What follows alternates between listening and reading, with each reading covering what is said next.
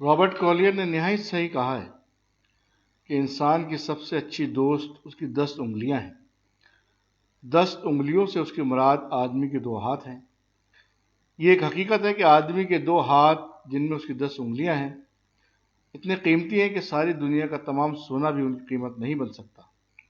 آدمی جو اپنا باہر کا اثاثہ کھو چکا ہو اس وقت بھی اس کی 10 انگلیاں اس کے پاس پوری طرح موجود ہوتی ہیں۔ انہی انگلیوں اور انہی دونوں ہاتھوں سے اس نے پایا تھا جو کچھ اس نے حاصل کیا تھا۔ اب دوبارہ وہ ان کو استعمال کر کے پھر وہی چیز پا سکتا ہے جس کو اس نے پہلے حاصل کیا تھا اور پھر اس نے ان کو کھو دیا۔ فوجی پائلٹ جب ایک جنگی جہاز لے کر اڑتا ہے تو یہ اس کے لیے گویا موت کی طرف سفر کرنے کے ہم معنی ہوتا ہے۔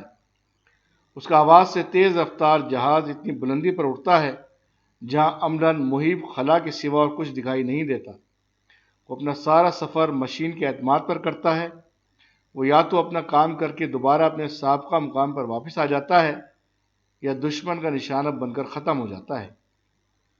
پائلٹ کے اندر اس وقت جو آدمی ہے وہ ڈر کو جانتا ہے، مگر اس کے اندر کا جو کارکن ہوا باز ہے اس نے اپنے آپ کو اس کے لیے تیار کر رکھا ہے کہ وہ اس کو قابو میں پائے۔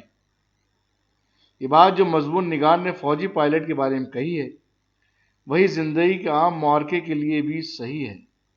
زندگی ایک سخت معرکہ ہے جس کا سامنا ہر آدمی کو کرنا پڑتا ہے۔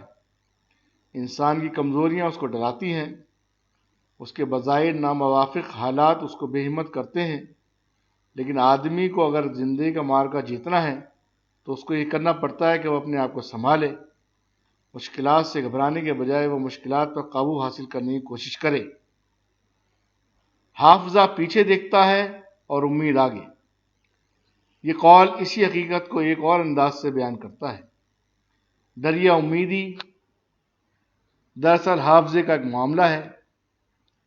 ہمارے ذہن میں جو پچھلی یادیں چھپی ہوتی ہیں ان میں سے کسی یاد کو ہم اپنے ساتھ جوڑ کر یہ سمجھتے ہیں کہ یہ صورتحال جو فلاں کے ساتھ پیش آئی تھی وہ ہمارے ساتھ بھی پیش نہ آ جائے۔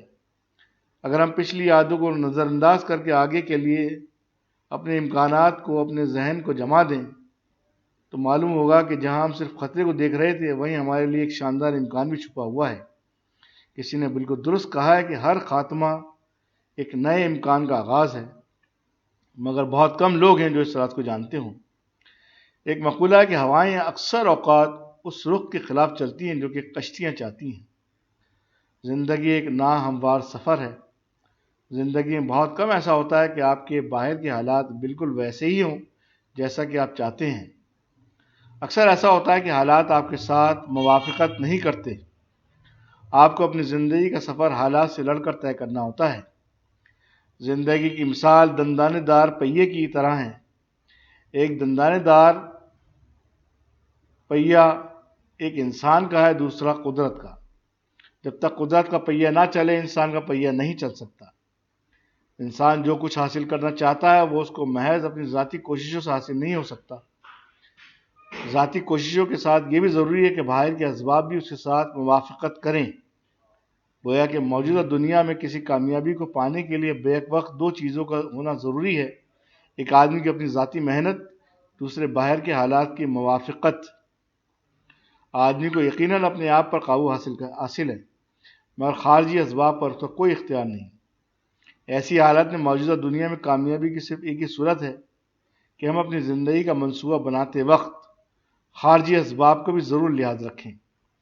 خشکی پر چلنے کی قوت رکھتے ہوئے سمندر میں چھلانگ نہ لگائیں۔ حقیقت یہ ہے کہ حالات سے ہم آہنگی کر کے اپنا راستہ نکالنے کا نام کامیابی ہے۔ اگرچہ بہت سے لوگ حالات سے لڑ کر اپنا راستہ نکالنے کو کامیابی کا راز سمجھتے ہیں۔ آپ سب کی دعاؤں کا طالب وسیم احمد۔